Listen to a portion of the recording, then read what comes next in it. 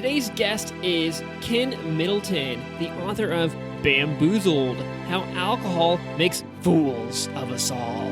We discuss the positives and negatives about alcohol, lots of negatives, and how to overcome our cravings using tools like exercise, nutrition, sleep, social connection, and having big, audacious goals that you care about.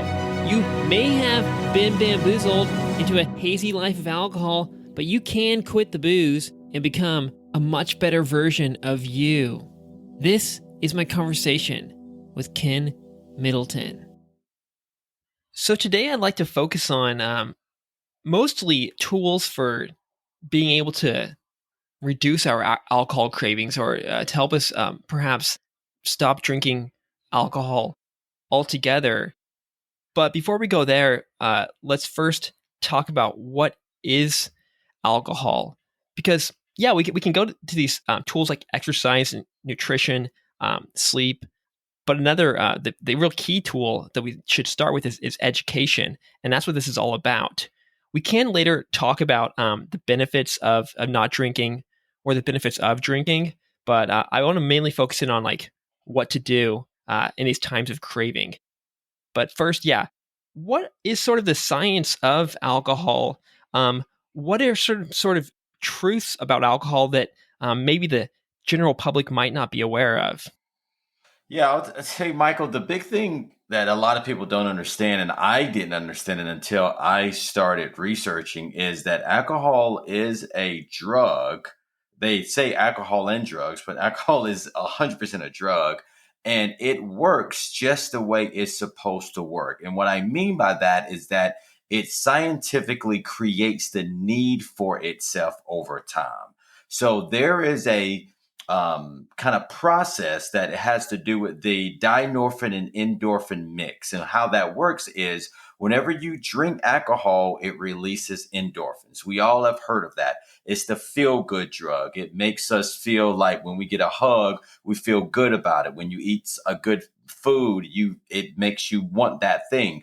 What people don't also understand is that it also is a learning peptide or a learning opioid. So what that means is whenever you eat something good and pleasurable and in that endorphin feeling, it makes you feel good because it also sears something in your brain to remember that thing. So back in the day when we were Homo sapiens and we were going and trying to live our lives for survival, that endorphin fix that we got helped us remember where we found something good. So then we would go back to it and get that. Alcohol breeds on that and uses that to create an addiction for itself. So let me explain it in detail. When we get that endorphin release, our body is excited. We're just all excited with endorphins. Alcohol artificially spikes it. So when we eat something good, it's natural. Our body can handle that. There's not a big deal. But when we drink alcohol, it's artificial and it spikes our endorphins to a level that's not normal. Our body always wants to be in homeostasis. So therefore, whenever we get this artificial spike from alcohol, our body then says, okay, this isn't natural. We need to get back to home base. Let us release a counterbalancing opioid, which is known as a dynorphin, to get you back to where you want to be. So how the cycle works is you drink a beer, endorphins release, artificial spike of endorphins. Your body then creates dynorphins to get you back to homeostasis. That is part of the reason when you drink a beer and you feel good and excited, and then about 30 minutes to an hour later, you lose your buzz. It starts to wear off.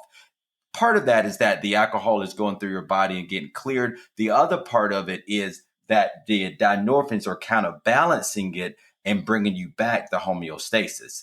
Here's what happens over time. You drink the alcohol, endorphin goes up. You drink the alcohol, then the dynorphins are released to get you back to homeostasis. So it's this constant seesaw game that's taking place, right? Over time, your body starts to say, listen, we know that Michael drinks every day at 5 o'clock. He's been doing this for the last 7, 8, 9, 10 years. Because we want to make sure that we are in front of this, why don't we just start releasing the endorphins at 4:55 so we know we can preempt the Michael drinking? So that what happens because of that, your body then before you drink alcohol because you want to, it makes you feel good. Endorphins release, the endorphins get you back to home base. That's the seesaw battle. Once you drink long enough, the endorphins are released automatically because your body, let's go back to the learning drug, the body learns this is what you're going to do. We know you're going to do this. So let me release this preemptively. Then you don't even drink, but all of a sudden at 4:45, you feel like you want to drink because that the endorphins are released and making you go below your baseline. So now to get back to your baseline, you got to drink. And this is part of the reason that over time, people experience helendonia, which means that you can no longer be happy without alcohol because your body gets so used to producing endorphins that you go below your baseline. The only way that you start to feel depressed even. And the only way not to feel depressed is you drink. The cravings start when your body gets so used to drinking that it preempts to release the endorphins.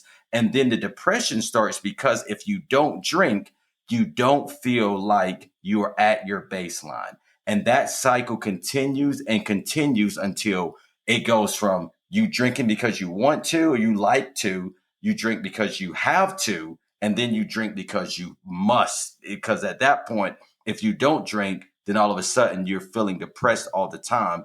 And that is the vicious cycle that a lot of people just don't understand, that if you drink for any amount of time, Michael, it's not the question of if you become an alcoholic, it's the question of when. Because when you do it consistently, alcohol is working in the manner that it should and will absolutely make sure that happens over time. Okay, so it sounds like this homeostasis, this balancing act in the brain is kind of what we need to understand here. Yes, we do get this pleasurable boost of dopamine when we drink the alcohol. We do get these calm down feelings from the GABA, but then everything swings the other direction later on. I mean, the dopamine circuits back there, the back of the top of the neck, right above the brainstem, the nucleus accumbens. This is where the dopamine is really centered, and this is also where the dimorphin is as well. So this piece of the brain, or every part of the brain, is trying to kind of stay in homeostasis. And what you're saying is you can get the pleasure, you can get the calm, but you're also going to get the rebound effect.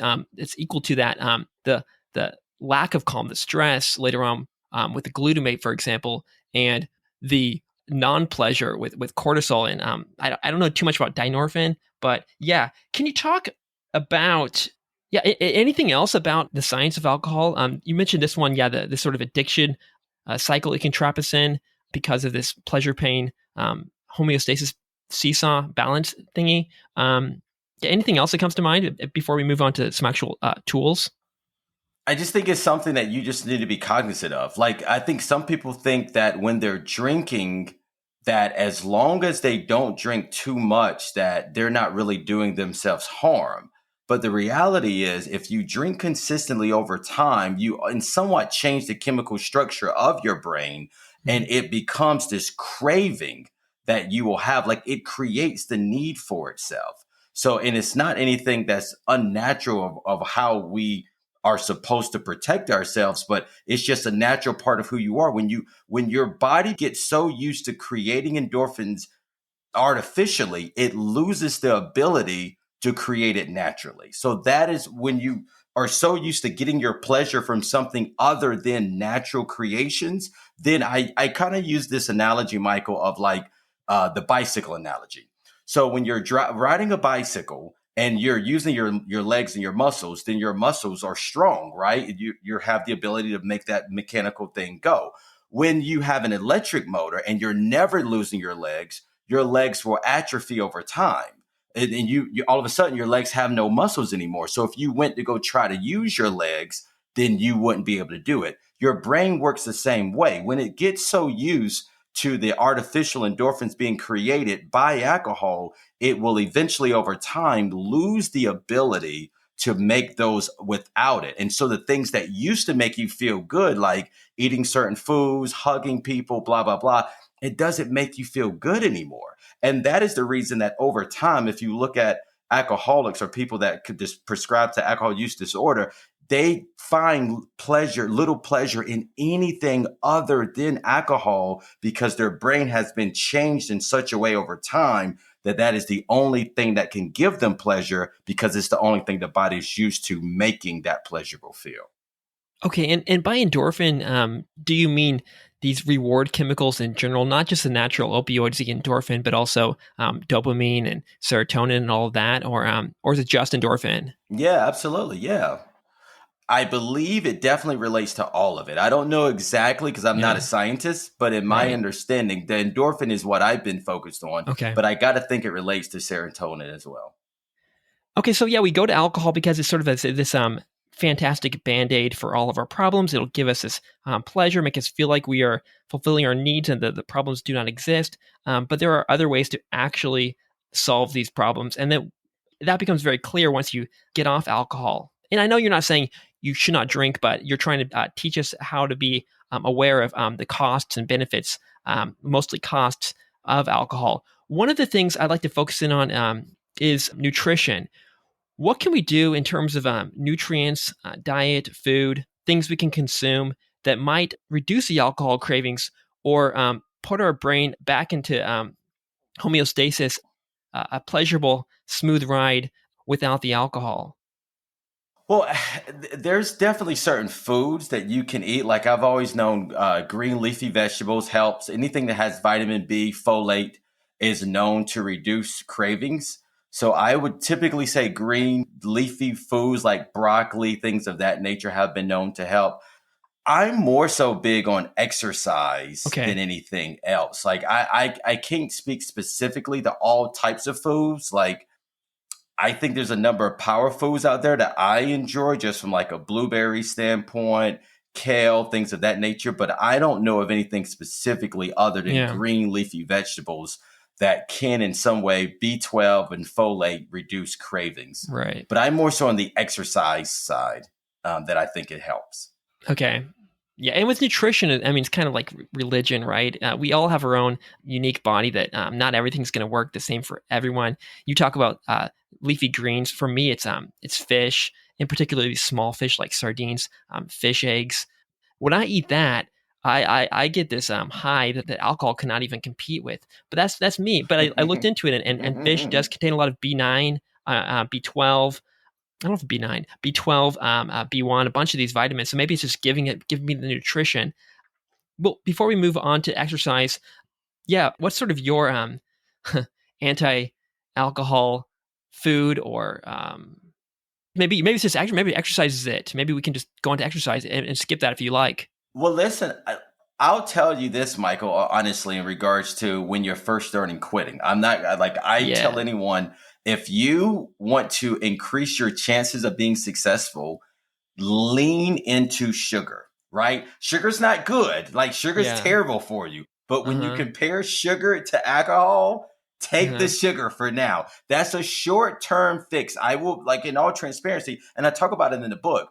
In my Yeah. first probably 2 years when I stopped drinking, I ate sugar like a crazy person. I'm talking Mm. about pies, cakes, ice cream, because it is one of the few things that, from a food perspective, not healthy for you, but it will give you a comparable artificial dopamine spike to make you feel good that's somewhat comparable to alcohol, but doesn't have all the long term negative effects of alcohol. However, you cannot do that for long term. So after about 2 years, I had to spend time to really wean myself off of sugar. But I tell anyone, similar to you said, hey, everyone has their own thing in regards to what makes them happy and the types of food they eat.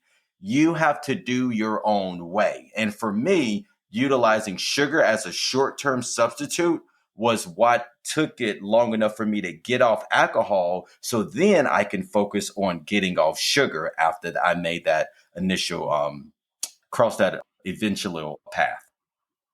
Right. So we can choose a lesser evil as sort of a gateway into even lesser evils, and then hopefully something that actually kind of loves us back and helps us. Let's talk about exercise, because it sounds like exercise is this big sledgehammer that's going to work for most people. Yeah. Movement in general, it doesn't need to be weightlifting or running, but yeah, let's talk about exercise.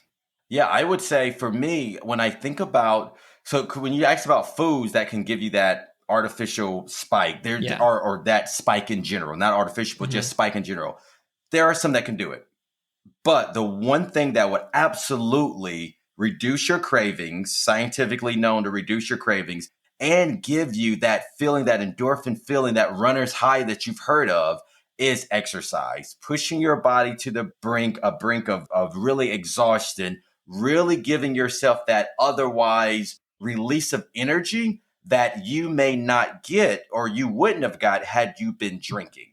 So for me, oftentimes, and I think exercise for me, Michael, works in two ways, right?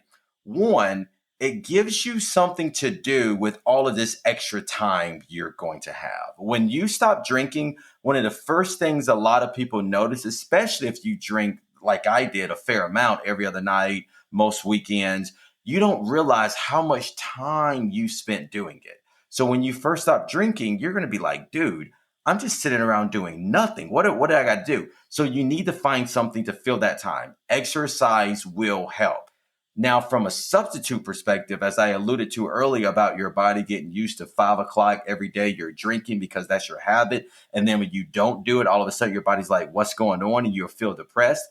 If you start exercising instead during that same time frame, then you'll give your body that substitute to say, okay, Ken's not drinking, but he's doing something that's giving us a good feeling. Okay, let's see how this goes for a little bit. And once you replace that 5 o'clock drink with a 5 o'clock exercise, run, walk, whatever, eventually in the same manner, your body would then start reallocating that mindset of 5 o'clock drink versus 5 o'clock, Michael's going to go work out. And it's going to re-engineer, re-chemicalize your brain. So all of a sudden, you're not thinking about beer at 5 o'clock. You're thinking about that run, what have you, the new thing that you're doing. What do you do when you're like really, really craving alcohol? Like you're it's almost like it's too late. It feels, because you're so tired or whatever. I don't know. You just feel that grunge feeling. That's like alcohol. In these cases, Yeah. it's really hard to get into exercise, or to even for me to eat something like fish. I'm like, ew. I mean, maybe you just do it. But yeah. What do you do? Sort of like emergency hacks at the very end. That was honestly, Michael, the times in which I found myself wanting something that I would say is very I would want alcohol, something that I knew was a vice. That would be when I would eat sweets, when I would just indulge in sweets, because I didn't want to indulge in, I didn't want to drink alcohol, but I wanted to give myself something that I knew I would like a lot. And sweets was that Yeah. thing that I said, I'm just gonna eat as much as I want. I'm not gonna care. I'm just gonna enjoy it. And I did it for basically 2 years. That was my sub alcohol vice. And then eventually I got to the point that I got off of it. But you just give yourself something that you like a whole lot, that's not as bad as alcohol, and that you can eventually get off of, right? But that's gonna make you feel Huh. good, and use that for a little bit when you're having those bouts. Okay, so you have these things that give you a big spike in dopamine, etc. Things like sugar, maybe Netflix, whatever it is for you. Yeah. Yeah, but hopefully it's not something worse than alcohol. And then you use these in the times of when you're really, really craving, you're feeling really impulsive, but maybe you don't need to use them so much when you're more smoothed out. You're not really craving as much, so you don't want to be pounding sugar all day, but it might be a tool there in your toolkit for those moments of when you're in the danger zone. Yeah, I would say for most people, I would say for me, I don't know about everyone else, but for me and my wife, it was about 6 months of us needing to have those substitutes in the time that we just were a little weak, or we wanted something else to feel like we're getting that vice. After 6 months, the cravings went away completely. I still took another year and a half just because I like sugar. And it took me a while to say, okay, dude, you can't keep eating pies once a week like this because it's not healthy for you long term. Now I probably eat sweets every 6 months because that's the thing that's interesting in regards to when I stopped drinking. I tell anyone, and maybe we'll get to this a little later, but when I stopped drinking, that wasn't the end. It wasn't like I stopped drinking and all of a sudden I'm like, all right, I'm good. I don't drink anymore. Stopping drinking Yeah. was actually the beginning of my wellness journey. And it was me looking at that was the catalyst that allowed me then to look at all the other things that I wasn't doing right that I need to do better. And that led me down a road to so many different ways, with sugar being one of them, where just is a terrible thing for you to eat consistently long term for your health. Okay, but like once you got off the alcohol and then once you got off the sugar, your vision kind of cleared up and you started to notice like, oh, there's these other things that are kind of dragging me down that aren't allowing me to be my best self. And then you just bit by bit start eliminating them, starting adding in the good things, and then you're never going to be perfect. I bet you ate some sugar 2 days ago or something. So it's never ending journey, and we're never going to be perfect. But I guess you start to clear up Yeah. the fog on that lens and start to see your system and see your life a bit more clearly. And alcohol kind of fogs that up. That's it though. 100%, Michael, hit the nail on the head. Alcohol doesn't allow you to see all the bad things. So what happened to me, and just like you had just were alluding to, it's like James Clear, Atomic Habits, habit stacking, right? When I stopped drinking, I all of a sudden didn't have this one vice that was causing all of these other bad things to happen in my life. So all of a sudden, my sleep got a little better. So then that made me start looking, because I didn't, as stupid as it sounds now, but I never initially made the connection of me waking up at 2 o'clock in the morning and not going back to sleep with the fact that I had just been drinking 3 or 4 hours earlier and my body was all out of whack because I was hyped up on sugar. My endorphins were through the roof. My body was not in homeostasis. There's no way it was going to let me relax, right? I didn't make that connection. So once I started sleeping through the night and sleeping better and recognizing how much better I felt, I started to say, all right, what other things can I do to sleep better? How about make sure the room is a certain temperature? Make sure you have blackout curtains. Use magnesium maybe before you. All of these different things I didn't think about prior to that. Then all of a sudden I'm eating better and I'm like, all right, what else should I do in regards to my diet? So now I start intermittent fasting because I don't have these. All of a sudden I'm drinking and want to eat a cheeseburger at 2 o'clock in the morning. So now I'm down 10 pounds because I'm doing this. Now I'm running. Now, because I'm not drinking, I'm more consistent in my running. And I said, I want to go run a 10K. It's like all of these things start to build upon themselves that all of a sudden, to your point, will never be perfect, but it allows you to then have a pursuit of wellness that allows you to get better every day and just grow and I like to use the term become the very best version of yourself, because without alcohol you can absolutely get as close as possible to that person. Right. And then you start feeling better and better, and your life starts getting better and better. And then when you're feeling so great like that and living so amazing like that, when you go back and actually drink alcohol, you notice how far you fall. When you're always drinking, when I'm always drinking, I feel like, meh, like if I drink today, then tomorrow I'm like, well, this is not, like, what have I got to lose? I'm already down in the gutter. Let's drink another one. But then when you're already feeling really great and things are going great, it's like you got so much to lose, and like you're like, boom, and you're, oh my god, what I thought was normal before was not normal. I really enjoy this superhuman feeling, this amazing feeling that's actually letting me get things done and connect with people well, and do everything that I need to do. And then I drink alcohol and it just brings me back to base camp or square one or whatever. I'm like, oh god. And for me it takes like a week or a longer to get, maybe 2 weeks to really get back to that amazing feeling of not drinking. Absolutely. And Michael, how old are you now? How old are you, if you don't mind me asking? I'm 37. I'll be 38 this year. Yeah. Dude, so here's the thing. The older you get, the more difficult it becomes, right? Yeah. So you can understand. I remember when I was in my 20s and early 30s, I could drink and then go out and do my thing, and then all of a sudden, the next day I was fine or relatively fine. But once I got, because I'm 43 now, right? Mm. When I started get over 35 and I started drinking, and the next day it was just like, what have I done? You don't get going till 1. Before I could wake up at 7, get work done, blah, blah, blah, blah, blah. After I was probably 35, I wasn't good until 1 o'clock the next day. And I tell people, I use the wallet analogy for people that when you stop drinking, why it's important to do something with your sobriety, right? Like, don't just not drink and don't try to do anything with it. The reason I say that is this.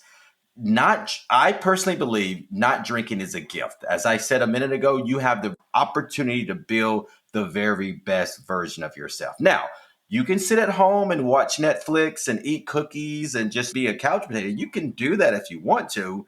However, if you really want to take advantage of this special gift you're giving yourself and your higher mental cognition that you didn't have because you're allowing alcohol to fuddle it up, why not push yourself to do some things that you would have never thought you could have done had you been drinking, right? So like for me, working on Korean, because my wife is Korean, never would have thought about that. Now you learned I think you're Japanese, right? Is it Japan is where you are? Yeah, I learned Japanese. I learned some Korean too.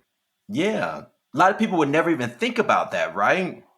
Had you been, if you were drinking heavily and a lot of people would never be able to learn Japanese.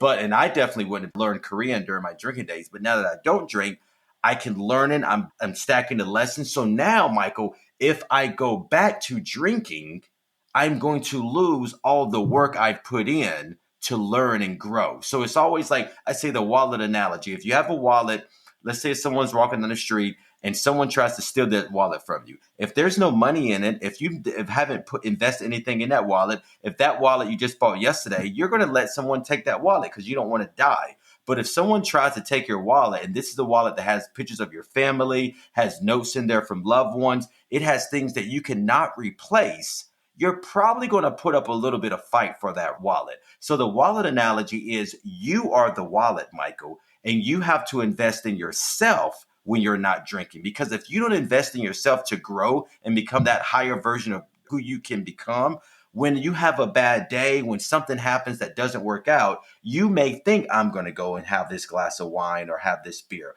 But when that happens and you've invested in yourself, you may think it, but in your mind, you're saying, you know what? I have way too much to lose and to go back on to have that drink. So there's no way I would ever go back to that old version of myself.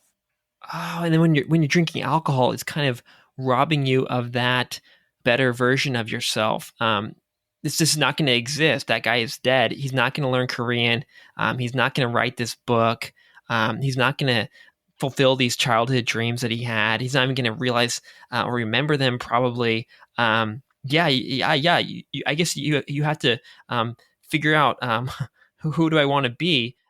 Does alcohol allow me to be that? And it might actually be yes. Alcohol does allow me to be that. I know you mentioned how in university, maybe alcohol might actually support who we want to be and how we want to live, and it might help us connect and do certain things given the goals in life at that time. I was drinking in university, and I do not regret it. I was drinking in my Korea days, and I do not regret it. But I was also.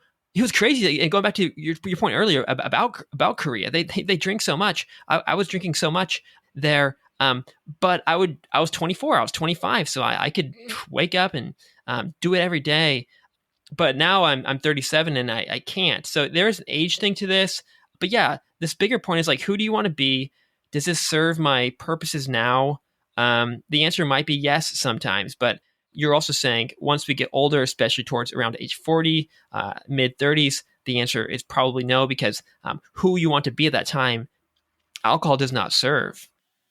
Yeah. And the big thing, and I agree with you 1,000%, Michael, and I say it in the book in the sense that I don't prescribe, I don't preach that people should never drink because I don't believe that. I think just like you, my college days would not take any of that back for any. That was the best, right? Had some of the most amazing times. Yeah. Oh my God. And I honestly believe, and you hit the nail on the head, Michael. Thank you for alluding to that.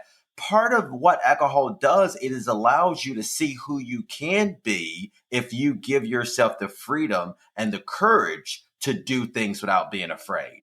And then what you just have to realize is the person that you are when you're drinking, you're that same person when you're not drinking. You just need more reps at having the courage to do those same things. So for me, the big reason I love alcohol and I enjoyed it is it gave me the courage to go up and talk to the opposite sex Yeah. and to talk and to dance and all those good things. And I didn't recognize I can do that anyway. I just have to push myself a little bit more to get good at it.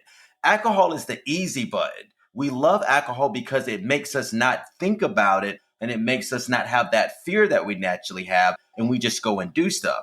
When you don't drink it, you still can do it. You're still funny. You just have to not be so afraid of it. So I think alcohol is fine when you're in college. One, to have a great time in college, have fun, but two, to learn what you're capable of. And then as you get older, the thing that I tell people is two things. One, you got to be careful because alcohol will put you in a state of arrested development. You will not mature as an individual a lot in the manner that you should if you drink consistently. Even though I was 38 years old when I stopped drinking, when I think about my behavior, Michael, when I was drinking, it was so childish at times and selfish that I'm ashamed of some of the stuff I've done. It was just so ridiculous. Like, it wasn't like anything like stupid, but I would just think about my attitude and the things that I wanted to do. And it was just crazy. And then if I looked at the period of my life and the things that I used to do, it was the exact same patterns every week. Go out to the bar on Friday and Saturday, hang out with my friends, have a good time, Sunday recover, Monday go to work, wait till Friday, do it all over again. Now, did I have some decent success in my life? I did. I mean, it wasn't like I was like not being successful at my job. But when I think about the things I could have achieved had I not done those simple things all the time, those same things all the time. And if I think about where I could be in my life, if I would have spent more weekends focusing on investing in me instead of putting all the money in the bars and doing the same thing over and over, I just think I would have been so much more mature in my life. And as you alluded to, I believe, and listen, I tell people, drink if you want to, but at the age of 40, because of how our body changes and how our body doesn't break down the acetaldehyde of alcohol in our body in the same manner, that everyone should quit drinking, because the trade-offs you're making for the increasing chances of cancer, heart disease, Alzheimer's, the trade-offs you're making for it are not worth the benefits you're getting from it at that age. Yeah. And it's not like totally your fault that you were drinking all the time. We all do it. And this kind of goes back to your message about marketing and advertising, especially in Hollywood, TV and movies, sporting events, travel. I know this is sort of a brain health podcast, and I don't want to go too much into this land, but this is a big piece of the puzzle. It's sort of like where we got bamboozled. So talk about that. Yeah, that's a big one to me, and it's almost like kind of like the red car phenomenon, right? Like you go out and buy a red car, and all of a sudden you see a red car everywhere. So for me, I didn't recognize how much alcohol is in all of our advertising, like exorbitantly, unnecessarily, until I stopped drinking. And when I stopped drinking and it wasn't a part of my everyday life, and then I would just watch movies and I would just all of a sudden see it everywhere. And I was like, do people really drink that much? And I started to notice the manner that they always put alcohol as being the powerful person, the beautiful person, the cool person, always drinks, has a glass of beer in his hands or a glass of wine or a bottle. And and the thing about it is that they portrayed in a manner that the cool people drink, everybody drinks. If you don't drink, you're like, you don't think about this, Michael. When is the last time you saw someone on a show, other than saying they had a problem with alcohol, someone offered them a drink and they're like, no, I'm good. No, thank you. I don't drink. Other than the fact that they were an alcoholic. Yeah, I can't recall. I can't recall it. I don't even remember if that was the case. Yeah. And so they always like they don't make it seem like not drinking is a choice. If you're an adult, you drink. And if you think about it as we grow up, we see it in everything that we do in shows, in movies, in commercials. You're primed at a very young age to think adults drink alcohol. If you want to live a fun, exciting life, you need the drink, and there's no other choice. And the insidious thing about it is that they rarely truly show the negative side of it.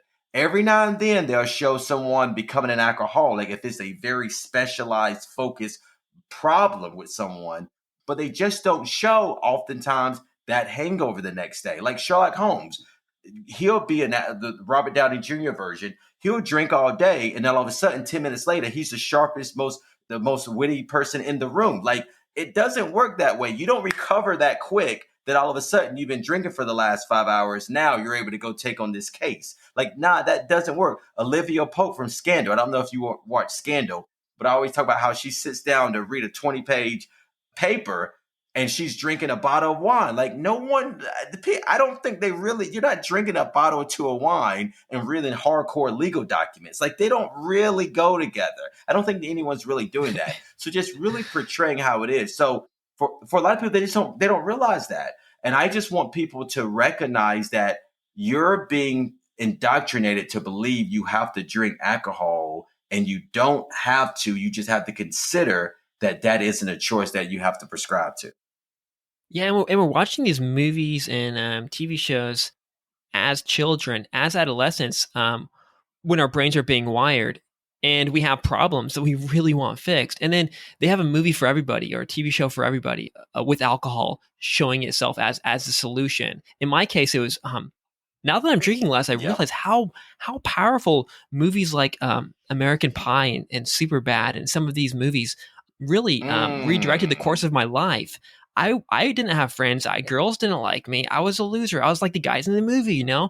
And then what happened? They got invited to the party, or they threw the party. They got drunk. They got laid. They were popular. And I think, whoa, I want that. I want that. I want to go to a house party. I remember even in university, I finally went to some of these big frat parties and house parties. I know you were. I think you were in a frat too. I wasn't in a frat, but I would go to the frats. I was. And I would be like, I would go like message my brother and stuff like, dude, it was the biggest party. We were doing keg stands. There's this and that. There must have been 500 people there. It was just like in the movies. It's just like in the movies. I think even when I went to Korea and I went to Japan, I think I was sort of seeking a way to relive these movies, to become the character in those movies, to become that cool guy who's like getting drunk and getting the girls and having a crazy party. And I wanted that life. And I think I did do that for, a good decade or so. That was most of my life in Japan for the first 7 or 8 years, and in Korea, and then university. So it's like a decade of me trying to simulate that movie as me as a character. But now I'm like, whoa, I didn't want that, but that's what hooked me. What were some of the movies or TV shows or whatever that hooked you, and what needs were they sort of tapping into? Well, American Pie was one, right? Like that. I think you're exactly right. I hadn't thought about it, but I know just living that life was what I wanted to experience. There's so many just shows. I can't think of like any off the top. A Kid and Play. There was House Party back in the day. Growing up on that, that was exciting. But it was just a different world. College, like it was just everything. Like there were just so many, and I think you hit the nail on the head. Oftentimes, Michael, we see ourselves in real life trying to live out the movies that we've seen on screen and what we've seen other people do that we do. Now, once again, I'll be honest, like I think it's okay to do that though. I don't think there's any, I think your 7 to 8 years of having a good time in Japan and Korea in college, man, there's nothing wrong with that. Yeah, so many people would kill. They would give millions for that. Like, dude, I go back in time in my 20s and have this crazy Japan life, all drunk and wild and free and careless and safe. And he escaped it all. Dude, sign me up. Sign me up, dog. I would say that, but at some point, and this is what I just tell people, at some point, it just doesn't become fun anymore. At some point, you have to grow up. At some point, you have to recognize that, and it's around the time where when you wake up in the morning, that hangover lasts a little bit longer than it used to. That is your body beginning to tell you, okay, we've had our fun. It was a good run. Now we might need to start cutting back a little bit. Right, because I don't want to just go around chasing girls and going on vacations and having fun and woo woo woo. I do still have some friends my age who are doing that.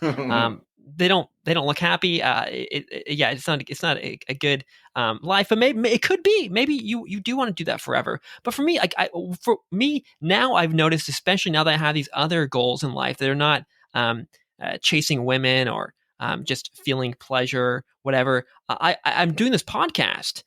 For example, I'm studying, I'm learning Japanese, learning. I'm actually getting back into Korean now too. And I've noticed when I drink, Nice. it's just I'm not up to par. I will admit there are, I think, two podcast episode interviews that I did hungover, and it's not a homework assignment. Do not scroll through all my episodes, but it'll become very clear. Okay, that's definitely one of them. Okay, that's definitely one of them. Those are these two. Is he sick? What's going on? He can't think clearly. His voice, yeah, it's very obvious. And I was like, dude, and those are some lessons for me too. Like, dude, there are consequences. You're basically stomping on your bigger goal of learning about the brain, of doing this podcast, of maybe one day writing a book if I get even further down this path. Things like that, like what you're doing. And alcohol just does not allow for it, especially not at this age. Maybe when I was 25, but not now. No. Yeah, no doubt. Yeah, it's just something we all come through the realization of at times, and it's very comparable to. And I think you hit the nail on the head, or making the analogy of the guy or woman that wants to be single. I mean, that's fun, and it's fun for a certain amount of time, but at some point, it's like you just can't keep dating a bunch of people. Like, it just gets old to keep switching for every now and then. You got someone new you're dating. Like, finding that man or that woman that you could build a life with, it can be a little bit more challenging in some ways, but honestly, it's a lot an easier life in a lot of ways, right? And I think it's just growing up and maturing. And I would think your friends that are still in the club, still drinking. And I remember when I was younger, and I used to always see guys in the club that were like 40 and 50. And I admit, at that time, at 23, 24, I was like, oh man, that guy's cool. At least 45 years old. He's out here with that 22-year-old girl, blah, blah, blah. Now I think about it at being a 43-year-old man. What business do I have dating a 25-year-old woman and being in a club? Like, it's, to me, I like, if that's what you want to do, I'm not trying to judge anybody, but for me, it's not. I don't see myself being happy in that situation. And there's just so much more in life than, to your point, the chase of pleasure. The chase of pleasure is cool and it's kind of fun for a little while, but if that's all you're about in life, you're going to miss out on so many more fruitful things that have nothing to do with only chasing pleasure at times. Yeah, I think we have to go through this phase, almost like a Buddha or something, like this crazy hedonistic life of pleasure and women and I don't know, drugs, or including alcohol, whatever, money, all that stuff. To get it out of our system, and if we never do it, we're definitely going to feel unfulfilled. Hopefully, we can survive it and get to the other side of the hill, where the sun is coming out, and et cetera, et cetera. But yeah, it's one of these like long-term things we're doing, not the instant pleasures that do seem to build a life that we want. One of the things you mentioned earlier was sleep. I know we're kind of backtracking on the science stuff, but it's not just science. It's it affects so much of our life. How does alcohol connect with sleep in terms of how does it affect our sleep, but also how by sleeping perhaps we can reduce our cravings for alcohol and get other things done. Yeah, talk about alcohol and sleep. Well, I mean, alcohol just ruins sleep completely in regards to allowing you to get in that deep, restful sleep. So a lot of people confuse the fact that when they first go to bed, when they're drinking, they pass out. And they think for that reason they're getting deep sleep, but they're not getting into that REM regenerative sleep that you need. So you're passing out and you're literally just going in, and I don't know, like deep sleep, but you're not getting to that REM or regenerative sleep that you need for your brain to heal. So your body is out and not awake, but when it comes to all the work that it takes from a good pure sleep, you're not recovering, you're not healing. And if you do that, and there is nothing, and I didn't recognize this till I was older. There's nothing more important to your life than sleep. Nothing. Getting good quality sleep on a consistent basis will change everything about your life when it comes to your mental cognition, your emotional well-being, your hormones. All of those things are affected by sleep. And when you get terrible sleep or bad sleep because you're just passing out and not getting regenerative sleep, you're wrecking your body. That's why you see a lot of people that drink a lot. All of a sudden, their hormones are all out of whack. They gain a bunch of weight. Their thyroid is out of whack. They can't think all day. It's because they're not recovering, allowing their brain to recover. So as I alluded to before, when you got the endorphins being released, you're drinking up until 11 o'clock. You got the endorphins being released that entire time. You stop drinking at 1 to go to bed. Those endorphins are still being released in your body. So part of that is you'll pass out and then you'll wake up at 2 o'clock in the morning because you have this huge influx of endorphins that are left over from 3 hours earlier because they were counterbalancing your alcohol that you're no longer drinking, but the endorphin rush is still in you, which then makes you wake up at 2 in the morning and you can't go back to sleep. That's that 2 a.m. I can't go back to sleep. My body's racing. I don't know why, because your body is actively trying to break down the alcohol and counterbalance what they thought was that artificial endorphin balance. And all of a sudden, you're up all night. You have that over time, right? Think about if you do that years over years over years of you not getting good sleep, then you really put yourself in a bad situation. And part of it, and I don't know 100% know if this is connected, but when you think about some of the diseases like Alzheimer's disease that are related directly to alcohol, or it increases the chances over time, I gotta think some of that has to relate to your inability to heal your brain every night for a long period of time that then hurts you in your ability for your memory to be strong and for your mental cognition to be strong, that then becomes a little bit permanent as time progresses. Right, because so much happens when we're sleeping. It's when we're consolidating our memories. It's when we're actually really doing the learning. Our brain is getting cleared out. It's what allows us to focus and do things the next day. And they have compared like people who are sleep deprived as having a similar brain to someone who is drunk. And then when you're drinking, you're basically doing both. You're Yeah. doubling down on both these things. You're hitting it from both angles. You're losing all this from alcohol, but then you're also losing the sleep, and then probably a few other things too. You probably start eating the junk. You probably start watching the junk. You probably start engaging with less healthy, regulated, safe people, etc. So you're like basically hitting it from probably 12 different angles, and yeah, one piece of the network to pull out that might start to bring things back together is yet pulling out the alcohol. But you could start with sleep. You could start with this or that. But alcohol seems to be a big common thread between a lot of these diseases and problems in our life. Yeah. No doubt. Yeah. I think because they always talk about drinking 1 to 2 glasses a day is healthy for the body. It's not true. Like, I think that's been dispelled over time. And it only takes 1 glass of alcohol to decrease your quality of sleep by as much as 10% with 1 glass of alcohol, one serving of alcohol. And if you 2 glasses, then that increases by 20, and then so forth and so on. So it doesn't take much to hurt your sleep any night, anytime you may think you want to indulge. Yeah. Yeah. So we talked about sleep. We talked about nutrition, movement, exercise, education. Are there any other kind of little tools you got out there for people who want to maybe drink less or curb the craving? I would say my big one is, I think, outside of the, education, outside of like having goals, having a big goal that you want to be and focus on. I believe that. Yeah, there we go. But try to find someone that will do it with you.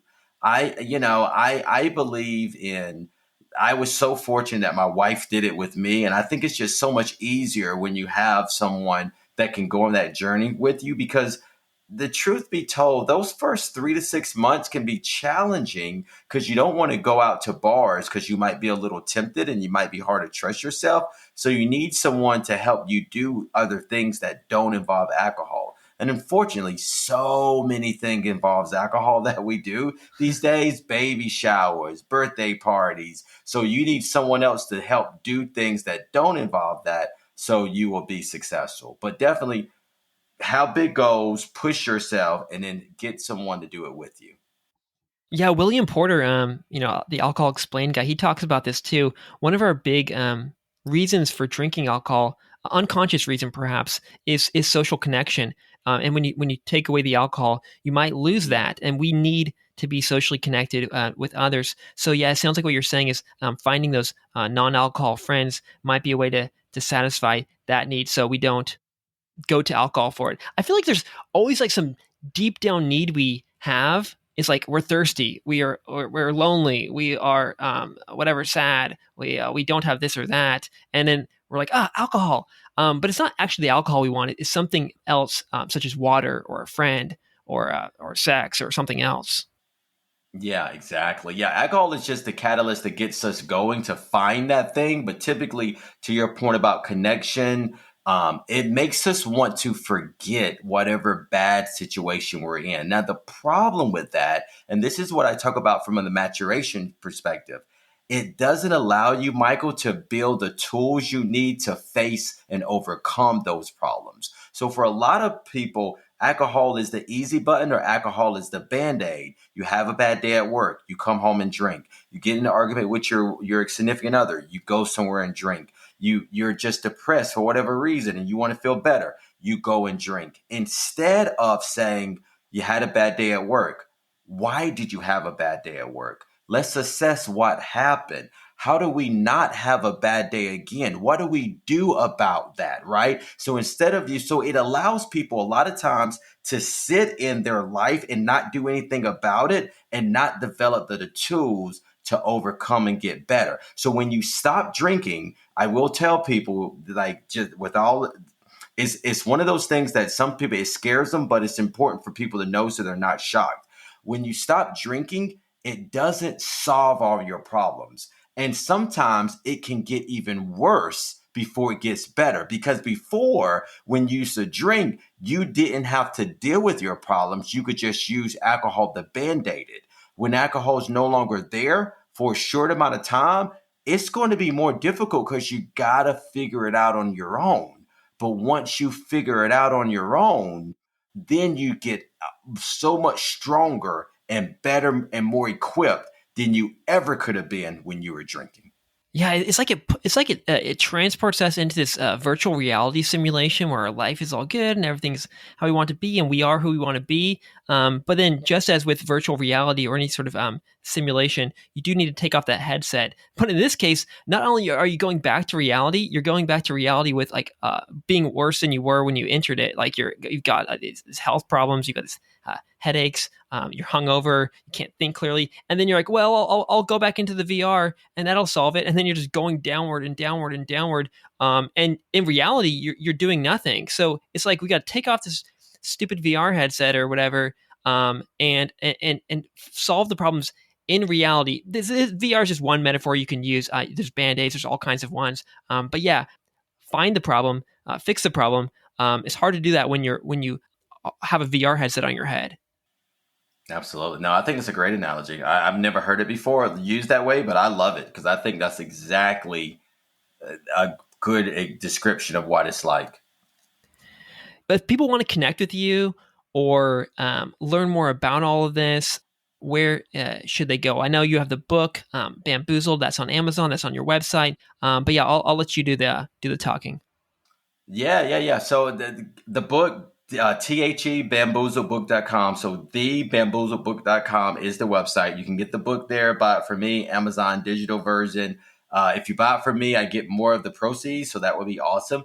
And then for anyone that wants to give up drinking a chance, I have a site called dry90.com, DRY90.com, which really pushes people to give up drinking for 90 days. I tell people, give it up and then try a combination of three things to really give yourself the best chance to be successful. Exercise for 30 minutes a day, read good literature for 30 minutes a day, and really find a hobby that you want to do for 30 minutes a day. Now, you don't have to do all three of them 30 minutes a day, but you got to do two out of the three for 30 minutes a day. So exercise, because it's so important to reduce cravings. Educate yourself on drinking, right? So read a book like Bamboozled, William Porter's Alcohol Explained, Annie Grace's This Naked Mind, because it's about re-engineering your mindset. And then have that hobby, have that big goal, push yourself to do something you never would have done without it. And then sign up at dry90.com for my newsletter, because every week I'll give you tips and strategies of things you can do to increase your chances and give you motivation to help push you along the way. Okay, great. So, Dry 90, your book. One last thing. I always like to get as many, squeeze as many resources out as I can. What are some other, you mentioned books like Annie Grace's This Naked Mind, William Porter's book, Alcohol Explained. Yeah. Are there any other books that you recommend? And not just books. It could be YouTube videos. It could be whatever. Also, maybe communities. Support groups, whatever. We know about AA, but there are a lot more. For example, there's Tribe Sober. There are others. What are some communities, books, resources, anything in general that might help people? Well, you hit one, Tribe Sober, right? I'm a big fan of Janet. Janet's my girl, Garan. So anyone that could potentially is looking for a community, definitely look at Tribe Sober. Love her. Books wise, you hit it. Alcohol Explained, Annie Grace's This Naked Mind Annie Grace's book was big for me. Like, that was the book that changed everything for me, because she broke it down in a scientific manner that I had not heard anyone do before. Craig Beck's Alcohol Lied to Me. I really think that's another good one. Honestly, there's so many good books out there, Michael. Just go and put in Quit Lit and you'll just see a lot of good books out there. Groups wise, though, Janet's Tribe Sober. There's Alcohol Free Lifestyle that I really like, James Swanick's group.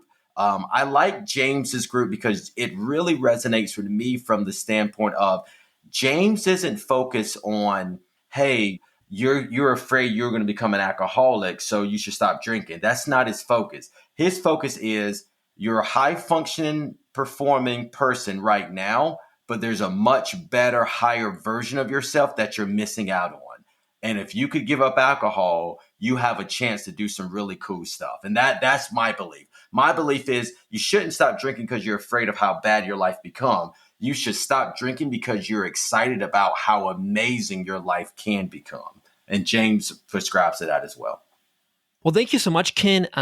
You're definitely helping me wake up to the fact that I can become a better version of myself, and knowing that there are people like you out there, and Janet and her tribe does make me still feel connected. And maybe I can just imagine this conversation and all of these nice people whenever I'm staring at that foggy beer refrigerator. Yeah, thank you so much. Keep in touch. Sounds good. And listen, I'm coming to Korea, Michael, so hopefully we'll get the chance to connect.